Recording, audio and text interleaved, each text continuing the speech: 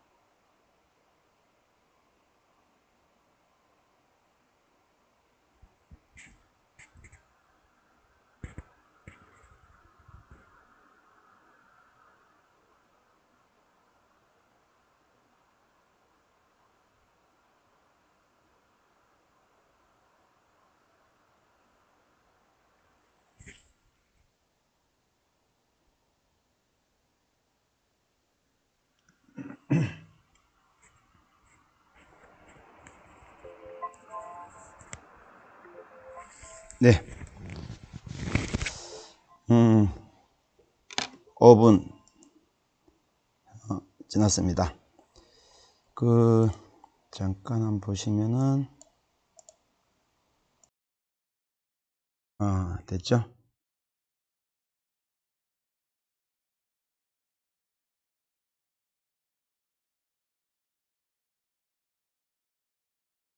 됐죠?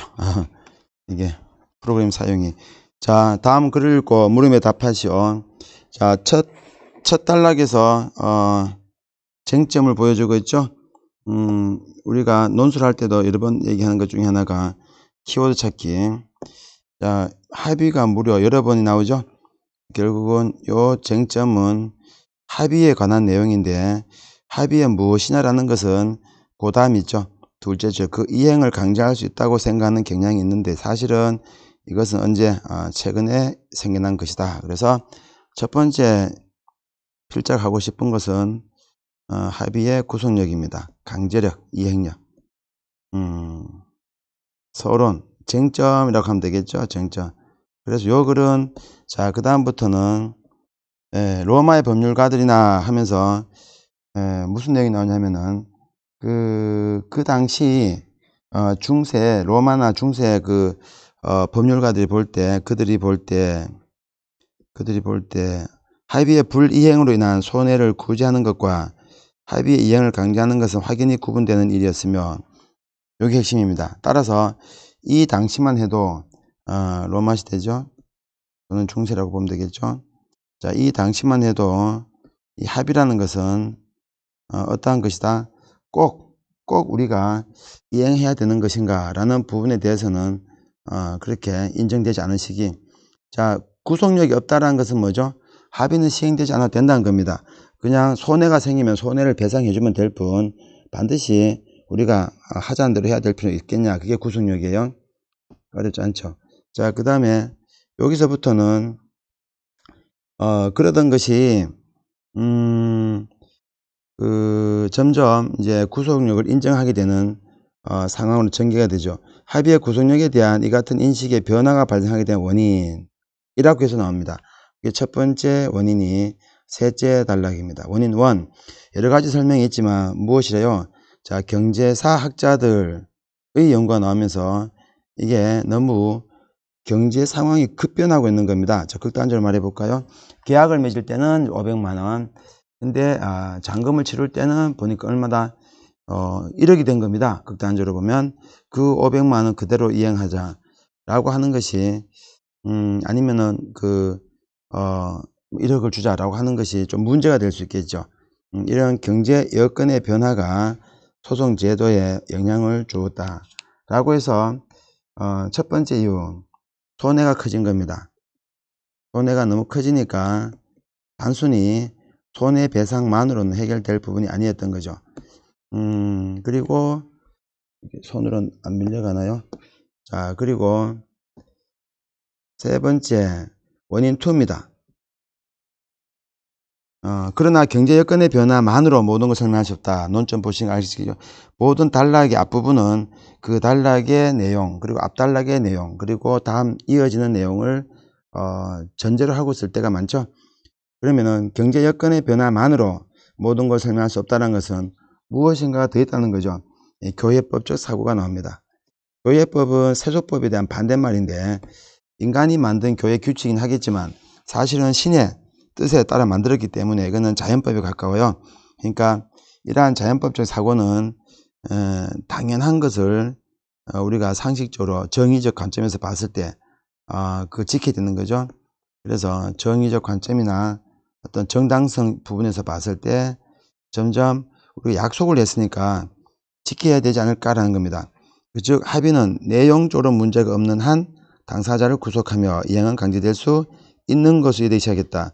자, 내용이 핵심이죠. 그러면 지금까지 말했던 것은 뭐다? 형식이었다는 겁니다. 우리가 앞에서 봤던 것은 형식적 측면이라는 거고 다시 위로 올라가서, 그렇다고 본다면 애초에 구속력을 인정하지 않는다라는 말 뜻은 뭐죠? 이거는 형식주의구나 라고 바꿔서 생각할 수 있겠죠. 그리고 이 부분은 실질주의구나 라고 여러분이 말을 바꿔서 생각하는 게 좋습니다. 형식주의, 실질주의, 자연법적 정의, 정당성, 교회법적 사고, 이런 것들은 다 합의를 구속력을 인정하는 것이다. 그리고 16세기 후반 이렇게 됐지만 쉽게 바뀌지 않았다는 거죠. 한동안 진통을 겪습니다만 결국은 언제 19세기 법률가들 그리고 인간 중심적 근대 철학에 기초하여, 인간 중심적 근대 철학의 기초의 특징은 뭐다? 인간의 자율성의 도출, 자율성을 중시. 그러면 인간은 자율적 존재죠. 그렇다 본다면 결정한 부분은 자기가 약속을 지켜야 되겠죠. 그 뜻입니다. 스스로 합의한 바에 구속되는 것은 당연하다는 것이다. 그래서 세 번째 이유, 원인입니다. 원인 3, 뭐죠? 인간 중심적 사고, 그죠? 그래서 19세기 와서 인간 중심적 사고의 특징이다. 인간은 자율적 존재니까 본인이 스스로 결정한 것은 지키라 이거죠. 계몽의 핵심이죠. 칸트가 말했던 계몽이란 무엇인가의 첫 문장이 뭐였죠? 계몽이란 의타적 상태에서 벗어나는 것이다. 여러분 아마 논술 제가 지금 하는 이 종합반은 제가 논술 수업 한 반인데 그 논술 제시문 중에 아주 중요한 제시문 중에 하나가 나옵니다. 계몽이란 무엇인가? 임마누엘 칸트의 글이죠. 첫 문장이 의타적 상태에 벗어나는 것이다. 그래서 계몽을 위해서는 무엇이 중요하다? 자유가 중요하다. 그래서 우리 흔히 말하는 주체성이라는 개념, 이거는 뭐 상식적으로 하기보다는 개념적으로 알고 있는 게 좋습니다. 흔히 말하는 주체성이란 말은 자신의 이성을 자기 스스로 사용하는 것을 말합니다. 이러한 상태를 우리가 계몽이라고 해요. 계몽, 인라이트먼트, 계몽주의. 자, 그렇게 기억하시고 19세기는 그래서 드디어 우리는 인정을 하게 됐다. 자, 윗글의 내용과 맞지 않은 것 10조 요거는 로마 시대 법률가들은 원칙에 따른 일관성보다 현실적인 고려를 중시했다. 맞죠? 자, 만약에 원칙에 따른 일관성을 하려면은 합의의 이행력을 강조했어야 되죠. 합의의 이행을 강조 안 했으니까 그렇게 하기보다 현실적인 고려, 손해가 있으면 배상하면 되지 않느냐, 그죠? 두 번째, 중세 영국 판사들이니까 영국 판사입니다. 그러면 교회법이 세속법이에요. 세속법이죠. 세속법이니까 기본적으로 소송을 손해구제수단, 맞죠? 소송을 손해구제수단. 이건 아직까지 얘네들은 합의를 이행을 인정하지 않고 있었다. 예, 그래서 이것도 맞는 말. 영국의 판사들이라고 했으니까 그건 세속법입니다. 교회법과 구분. 자, 16세기 후반 영국 판사들. 16세기 후반 영국 판사들은 소송을 통한 합의 이행 강제를 당연한, 소송을 통한 합의의 강제를 당연한? 아니죠? 그게 틀렸죠. 그래서 답은 3번. 자, 이행의 강제를 당연하게 하는 것은 나중에 19세기까지 와야 됩니다. 한참 뒤에 오죠. 예, 그리고 중세 윤리신학자들, 세속법이죠. 자, 이거 교회법이죠. 윤리적 관점에서 합의의 준수를 인정. 교회법에서 먼저 발달했다 그랬죠. 맞는 말. 19세기 법률가들 인정이죠. 근대 철학 그러면 자율성, 주체성 그러면 됩니다. 그러면 각자가 결정한 것은 각자가 책임을 져야 돼요. 답은 3번이죠. 윗글의 문맥에 따를 때 기억 니은으로부터 추론할 내용으로 적절하지 않은 거, 이게 기억 니은 찾는 게 뭐 좀 참 기억 니은이 어디 갔죠? 여기 있구나, 그죠? 자, 형식의 옷을 입지 않은 합의만으로는 소권이 생기지 않는다는 로마법이래. 자, 형식의 옷을 입지 않은 합의만으로는 소권이 생기지 않는다. 뭐죠? 형식주의. 이거는 결국은 그 합의를 인정하지 않은, 강제력을 인정하지 않는. 자, 그리고 이거는 합의는 어떠한 형식의 것이든 준수돼야 된다. 형식이 중요한 것이 아니고 합의는 무조건 지켜야 된다라는 논리죠. 교회법적 사고죠. 그래서 기억은 뭐요? 합의의 구속력을 인정하지 않는 입장. 니은은 인정하는 입장. 그럼 됐죠? 적절치 않은 것. 자, 기억은 합의의 내용에 따라 그것의 구속 여부가 결정됨을 뜻한다. 자, 적어놓고 볼까요? 형식주의죠. 구속력을 인정하지 않는. 니은은 실질주의죠. 구속력을 인정하는. 그래서 벌써 답이 나와버렸네요. 내용에 따라 결정되는 것은 니은입니다. 그리고 기억은 합의의 불이행만으로는 소권이 부여되기에 충분치 않았음을 보여준다. 맞죠? 소권이 부여된다는 것은 구속력을 인정한다는 겁니다. 소권이 부여되는 것은 구속력을 인정하는 건데 기억은 구속력을 인정하지 않았죠. 자, 니은은 19세기에 통용된 법원칙 맞죠? 니은은 합의의 형식에 따라 그것의 구속력 여부가 결정되지 않음을 의미한다. 맞죠? 기억과 니은은 그쵸? 니은은 그 실질주의니까 기억과 니은은 합의의 구속력 여부에 대한 판단 기준을 제공하는 점에서 일치한다. 그렇죠? 그 기준은 다르지만 기준을 제공한다는 점에서는 일치합니다. 마치 논술에서 비교 항목 보는 듯한 느낌. 유클에 대한 설명으로 가장 적절한 것은 자, 제도 변화의 원인을 경제적 변인을 중심으로 설명하고 있다. 가장입니다. 경제적 변화의 원인이 조금은 들어갔지만 이것은 16세기 벌어진 일이고 그 이후 셋 중에 하나이죠. 셋 중에 하나지. 이것을 중심으로 설명했다라고 하는 것은 조금 부정확하다. 중심 개념에 대한 이해의 변화를 역사적 측면에서 기술하고 있다. 아주 역사적 측면을 잘 드러내고 있죠. 맞죠. 중세, 로마, 그리고 19세기 아주 정확합니다. 중심 개념의 분석을 통해 그 단점을 보완한 새로운 개념을 제안하고 있다. 새로운 개념 제안 없습니다. 그것이 합의가 구속력이 인정되었다라는 거죠. 그 과거부터 있어왔던 그 개념이 끝까지 얘기가 되고 있는 거예요. 중심 개념에 대한 오늘날 통념적인 이해가 타당하지 않음을 아니죠. 오늘날은 일반화됐죠. 오히려 합의의 구속력 여부가 과거의 사례에서 전범을 찾아 문제를 해결하기 위한 대안으로 제시하고 있다. 자, 과거의 사례 전범을 찾아 그 과거의 사례를 찾아가는 것은 맞았지만 이것을 대안으로 제시한 건 아니죠. 과거의 생각이 현대에 와서 바뀌었기 때문에 현대에 와서 비로소 합의의 구속력은 인정되게 됩니다. 4에서 6번 이건 조금 더 쉬운데 자 5분까지 갈 필요 없는 것 같아요. 이거는 제가 한 3분 정도 부여할게요. 자 시작. 시계가 뜨는 데는 시간이 좀 걸립니다. 제가 클릭을 하는 게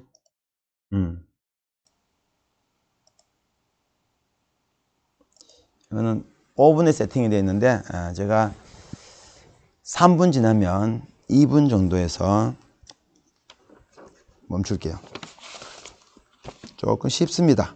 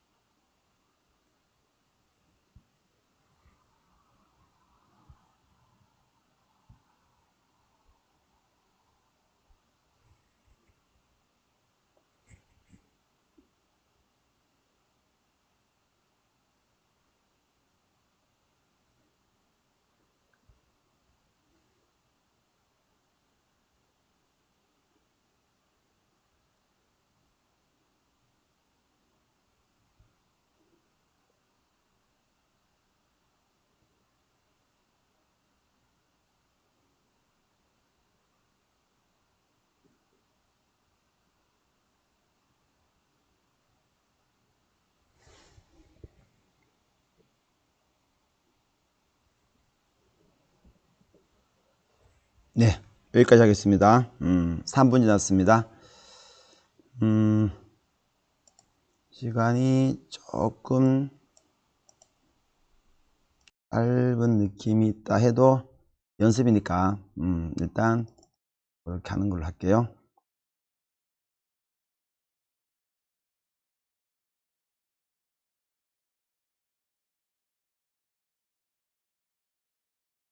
(4에서 6번) 다음 글을 읽고 물음에 답하시오. 그런데 방금 제가 기록을 남겼는 게 사라지네요. 이걸 어떻게 하나? 이게 논술 같은 긴 재심은 쓰는 위주의 강의에서 객관식적 포인트를 짚어주는 강의를 하는 것까지는 괜찮은데 콘텐츠에다가 표시하는 게 이게 지금 잠깐 서투릅니다. 조금 이해하시고 영상으로 보는 학생은 어차피 영상에는 다 녹화가 되어 있으니까 상관이 없을 겁니다. 요거는 그 한국인들이 미국 이민 가서 소규모 자영업을 하게 되면서 벌어지는 여러 가지 이야기를 다루고 있죠. 비슷합니다. 항상 글은 어떤 글이든 비슷해요. 앞부분에 뭐가 나온다? 쟁점이 나온다. 도입부입니다. 도입부 뭐죠? 한국계, 그죠? 한국계 미국 이민자가 주로 하는 게 뭐다? 소규모 자영업이다. 전혀 어렵지 않습니다. 여기 보시면 아주 명시가 되어 있죠. 읽어봐도 별거 없습니다. 자, 두 번째, 아까 문제도 마찬가지였죠. 이유가 나오죠. 이유를 찾을 수 있다. 첫 번째 이유, 영어 능력의 한계. 항상 언어의 문제죠. 두 번째, 한국에서 공부 꽤나 했다 하지만 그게 거기 가서 써먹을 데가 없는 거죠. 우리나라에서는 고학력일지 모르겠지만 영어를 잘못하는, 그 나라에서 인정하지 않은 그 교육기관을 다니는 우리나라 사람들은 그쪽에서 봤을 때는 학력이 낮은 겁니다. 그래서 언어 능력이 좀 떨어졌고, 그리고 학력을 인정 못 받고 있다. 낮게 취급받았다. 뭐죠? 원인입니다. 원인 1. 이게 빨간 것이 잘 보이겠네요. 아무래도 파란 것이 바꿔봤더니만. 자, 그리고 이렇게 주류사회 선호 직업에 접근하기 어려운 사람들이 쉽게 가질 수 있는 직업은 뭐다? 얘들이 안 하는 것. 주류사회가 안 하는 것. 그래서 왜 소규모 이런 자영업을 하게 되냐면은 주류사회 사람들이 하지 않으니까. 그래서 주류사회 사람들과 경쟁에 대한 기피, 그죠? 주류사회가 기피하는 분야입니다. 경쟁에 유리하다는 뜻이죠. 자, 그 다음에 불가피하게 자영업을 선택할 수밖에 없었던 한국 이민자들은 사업 준비와 운영에 이용할 수 있는 민족적 자원과 개인적 자원이 있었다는 것을 주목할 필요가 있다. 이렇게 할 때 힌트가 많죠. 강조 현적입니다. 주목할 필요가 있다. 필자가 주목하려잖아요. 그리고 이 주목할 필요가 있다 하면서 병렬식 구조를 취하고 있죠. 병렬식 구조의 특징은 앞에서 말했던 이 두 가지가 또 나올 겁니다. 나오지 않으면 이상한 글이죠. 민족적 자원, 그리고 개인적 자원. 다죠. 한국인 특유의 민족적 자원, 모여 사는 문화. 그죠? 이유 두 번째 이유입니다. 세 번째구나. 자, 민족적 자원. 민족적 특성이죠. 모여삼. 모여있죠. 자, 두 번째는 개인적 자원. 자, 개인적 측면에서 봐도 마찬가지한 겁니다. 나름 한국인들은 교육 수준이 좀 높았고, 그리고 각자가 어떤 이유인지 모르겠지만 자본 조달 능력이 좀 있답니다. 뭐 여러 가지 아는 사람 통해서 하겠죠. 어쨌든 해결되죠. 그래서 능력이 뒷받침되고 있다. 이유 세 번째. 자, 그런데 여기서부터 중간 상인 역할이라는 중간 상인 이론이 나옵니다. 항상 비문학을 보시면 100%는 아니지만 어떻게 하든 이론적인 부분은 따라옵니다. 따라올 때 많아요. 지금 이 부분도 앞에 거는 이론이 아니고 뭘까? 이건 일종의 현실적인 이유라고 보시면 돼요. 현실적인 이유죠. 그랬다가 여기서부터는 이론적인 현실적인 상황이라면 영어를 좀 하기 힘들었고 경쟁을 피하기 위해서 주류 사회가 기피하는 분야를 하는 것이고, 요거는 이론적인 중간 상인 이론. 자, 말 그대로입니다. 중간 상인 이론은 중개자 역할을 한다. 핵심은 요거죠. 그래서 이 중개자 역할을 하는데 이 중개자 역할이라는 것은 누구와 누구 앞에 쭉 나와 있죠. 생산자와 소비자, 고용주와 피고인, 소유주와 세입자, 상류와 하류. 문제는 이제 어떤 문제 생길까? 맨 마지막 줄에 보니, 하지만 한편으로는 주류사회로부터 다른 한편으로는 소비자들과 갈등, 어느 쪽에도 환영받지 못하는 존재가 되어버립니다. 그래서 요 중간 상인 이론이라고 하는 것은 그 당시 한국 이민자들이 어느 쪽도 인정 못 받는 부작용을 한 것을 설명해 주고 있다. 주로 중개자 역할을 했는데, 이거는 양쪽 다 호감을 받지 못하는 일이 되어버렸다라는 거죠. 자, 그리고 어떻게 할 것인가, 마지막 대안이죠. 어떻게 할 것인가, 해결책, 대책이죠. 대책. 여기서 이 사람들은 대책을 세웁니다. 단체를 설립해요. 이건 앞에서 민족적 특성과 좀 연결되죠. 그리고 수직적 계열화, 표시가 잘 되어 있죠. 수직적 계열화, 말이 어렵습니다만, 여기서 이게 지금 모니터가 되게 작아요, 저한테. 그래서 빛이 막 비쳐서 잘 안 보여서 제가 머리를 자꾸 돌리고 있는데, 여기 있죠. 단체를 설립, 그리고 수직적 계열화. 단체 설립은 그렇다 치고 어렵지 않은데, 수직적 계열화는 이겁니다. 한국계 소매상들은 유력한 한국계 도매상을 중심으로 주문을 하나로 모아 좋은 가격으로 공급자와 협상할 수 있다. 또한 이들은 수직적 계열의 관리자로부터 외상 공급 등등등을 해서 지원을 받기도 한다. 물론 이런 부정적인 면도 있습니다. 이런 그 논술과 좀 다른 글이죠. 두 가지 측면을 다 보여줄 때가 많죠. 자, 부작용이 있다. 부작용은 이제 그 다음에 나오죠. 여기다 보시면은 시장 포화, 한쪽에 몰리니까. 두 번째, 수직적 계열화로 받을 수 있는 혜택을 받지 못한 배제 문제. 시장 포화와 배제. 그래서 그 수직적 계열화는 다른 민족과 구별되는 한국사의 특징. 자, 결론이죠. 결론점 썼는데, 읽어보면은 결론이라기보다는 추가적인 문제점을 하나만 더 짚어줍니다. 추가적인 문제를 더 짚어주고 있죠. 그게 뭐예요? 장시간 노동. 뭐가 좋죠? 문제가 많았다. 그죠? 그래서 나름 생존 전략이긴 했지만 부작용이 많았던 우리네 조상들의 이민 모습이었다. 자, 윗글에서 한국 이민자들이 자영업을 많이 하게 된 요인에 대한 설명으로 적절치 않은 것. 자, 주류사회 선호직업에 진출하기 어렵다. 맞죠? 영어 능력의 한계가 있었죠. 한국에 취득한 자격증으로 원하는 직업을 얻기 쉬웠다. 아니죠? 그 자격증을 인정을 거의 못 받습니다. 가족관계를 이용한 인력 조달 비용을 절감할 수 있었다. 맞죠? 민족적 특성, 그리고 개인적 능력 등등 자영업에 도움이 될 만한 정보를 용이하게 획득할 수 있다. 맞죠? 모여서 하니까 정보 조달이, 정보 취득이 용이했다. 자, 그리고 윗글의 중간 상인 역할에 대한 설명, 가장 적절한 것은 중간 상인 역할에 대해서 중간 상인 역할 어려움에 대응할 때 민족적 자원을 많이 활용했다. 민족적 자원. 자, 우리가 두 가지 있었죠. 잠깐 앞으로 가보면은 어렵지 않은 건데, 여기서 우리는 민족적 그리고 개인적 두 가지 능력을 갖고 있습니다. 그런데 그 중간 상인 역할에 대한, 자, 중개업을 하면서 우리는 그 해결책으로서 함께 민족적 자원을 많이 이용합니다. 정확하게 맞죠? 자, 그리고 중간 상인 역할을 위해 큰 규모, 아니죠? 소규모입니다. 중간 상인 역할은 소비자들에게 호의적인 반응을 얻었다. 호의적이었습니까? 아니죠. 양쪽 다 비우호적인, 그죠? 별로 환영받지 못했던 사람들이죠. 그리고 상류 계층이 소비하는 상품을 거래한 역할을 했다.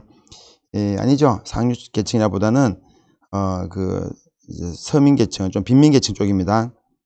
왜냐하면은 경쟁을 피하기 위해서 상류 계층이 하는 것은 피했죠. 자, 중간 상인 역할은 높인 이익을 보장했다. 이익이 안 됐죠. 왜? 경쟁이 포화 상태다. 경쟁이 포화 상태다. 그죠?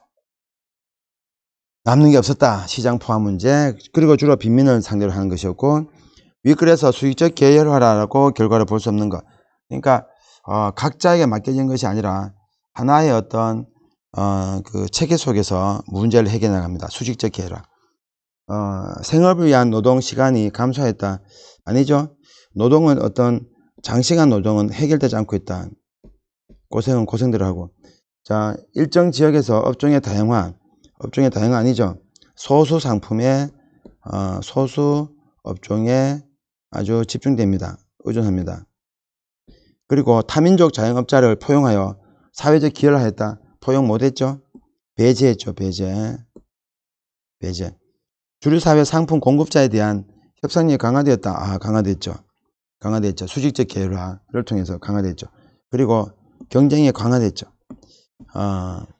협상력이 강화됐다는 말은 경쟁이 강화된 겁니다. 경쟁이. 그러니까 경쟁력이 이건 경쟁력 문제가 아니구나. 참, 좀 다르죠?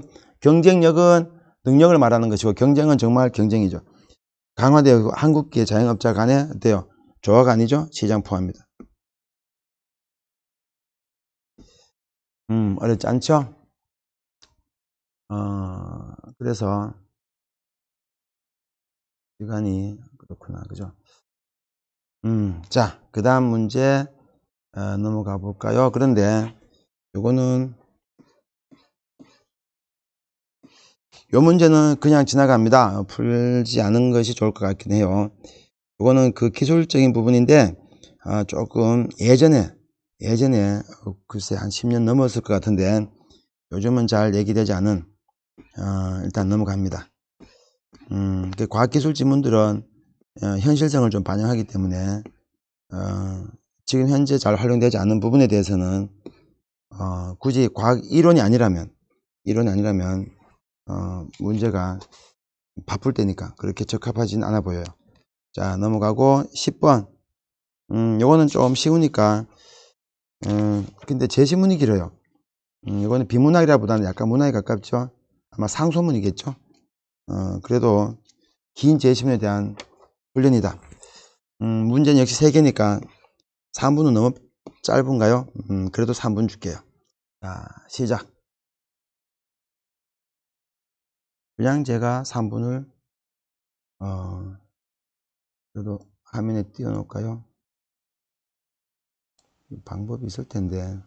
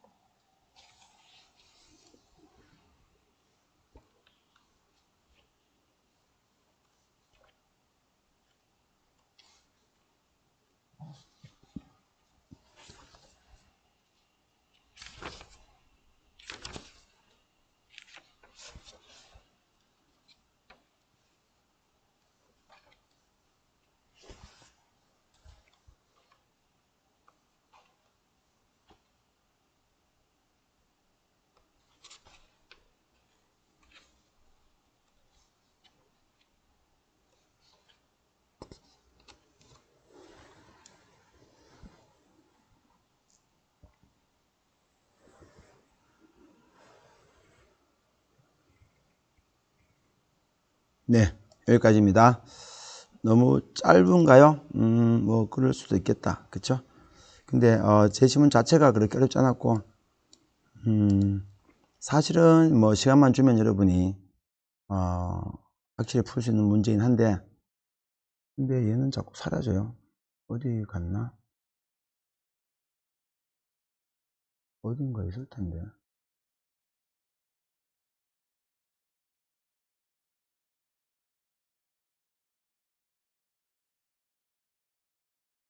여기 다 떠 있네요. 여기 다 떠 있네.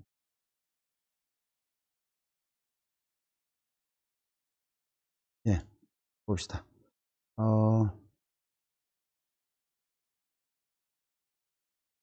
12에서 12번 다음 글을 읽고 물음에 답하시오. 이 문제가 이번 시간에는 마지막 문제가 되겠네요.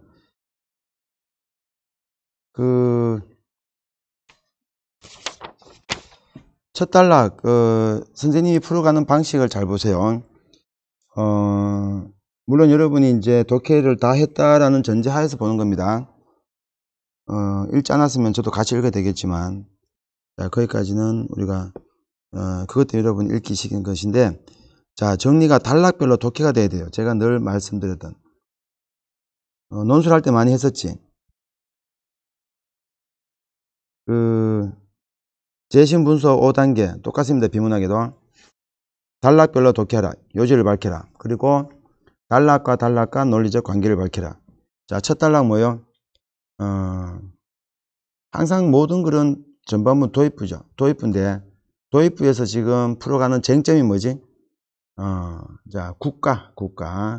자, 국가의 의무를 말하는 거죠. 국가가 해야 될 일. 나라는 민을 근본으로 삼고 민은 재물로서 살아가니 애민하는 요체 밑줄 키워드죠. 마땅히 전용을 앞세워야 하고 전용하는 실속은 소비를 줄이는 것이 그것보다 더한 것이 없다. 결국은 소비 줄이자. 소비를 줄이지 않고 쓰는 것을 전략하지 않는다면 공공하면서 회생시켜 그 생계를 후하게 할 수가 없을 것입니다.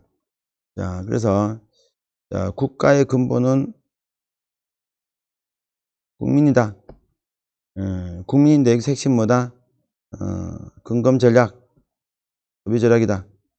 별거 없다. 자, 왜 이 소비 얘기를 했을까라는 거야. 소비 전략을 했을까? 지금 전혀 그렇지 않으니까. 그래서 나온 것이 그 반대 예시입니다. 지금 현재 등등등이 우리 상황이 좋지가 않은 상황인데 아주 등등등 화려하다. 사치를 경쟁하는 풍습이 갈수록 민간에 성행하고 있다. 그리고 나머지는 다 예시죠. 별거 없다. 사치의 풍습이 증가. 신이 근심하고 있는 것은 곧 국가의 경비입니다. 경제죠. 그 사치에 대한 풍습은 민간에서 발생한 사치에 대한 풍습인데 이것이 민간에서만 그런 것이 아니죠. 국가도 그렇습니다. 공적인 영역에도 그렇다는 거예요. 영종조, 영조조, 그리고 숙종조 등등등 국가적인 공사, 산릉조선공사 그리고 등등등 계속 그런 얘기들이요.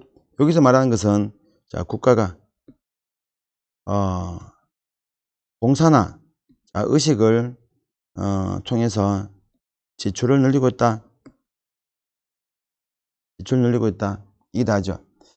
문제는 이렇게 되면은 우리도 뭔가 생산이 늘어야 되죠. 근데 그렇지 않다는 거예요. 우리의 경제 규모는 늘 그대로다. 현상 유지다.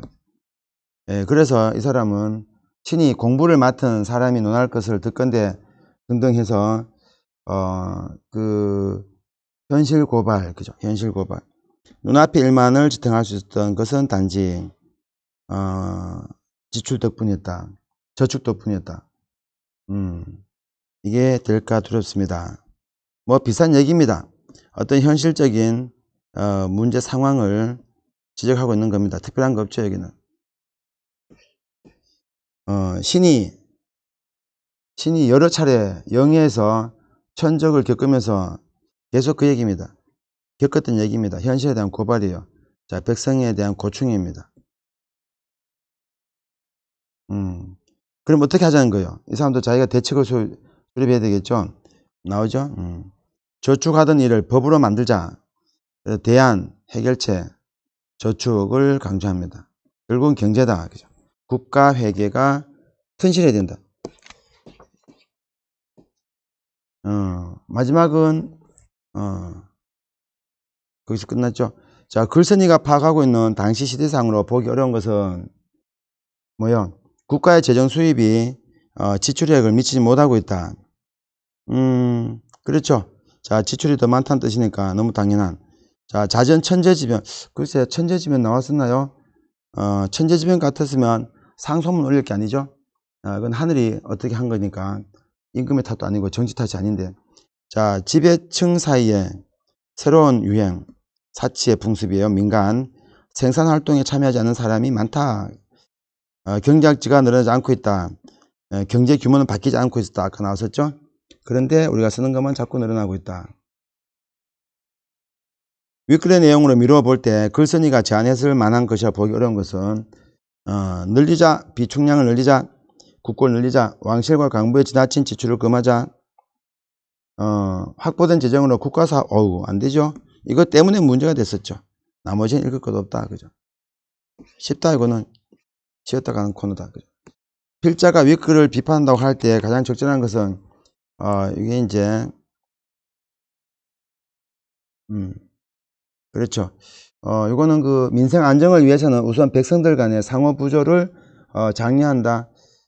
가장 적절한 것, 보기의 필자가 윗글을 비판한 건데, 보기는 시간이